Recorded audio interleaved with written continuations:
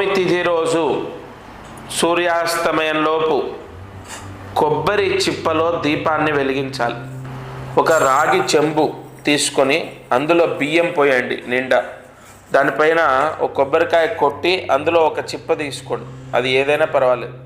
ఆ చిప్ప పెట్టి ఆ రాగి చెంబు పైన నిండా కొబ్బరి నూనె వేసి 5 ఒత్తులు ఒక ఒత్తిగా చేసి దీపాన్ని వెలిగించండి. ఈసారి ఈ శ్రీరామనవమి రోజు సూర్యాస్తమయంలోపు ఇంట్లో ఈ దీపం వెలిగిస్తే అష్ట కష్టాలు, అంటే మనకున్నటువంటి కష్టాలు, బాధ, పీడ అన్నీ పోతాయి. ఆ బియ్యము మరుసటి రోజు అంటే దశమి శనివారం రేపు ఇంట్లో మనం బియ్యం వండుకుంటాం కదా, ఇంట్లో బియ్యం ఉంటాయి కదా, ఒక గిన్నెలోనో లేదంటే పాత్రలోనో బస్తాలోనో అందులో కలిపేసేయండి. నిజంగా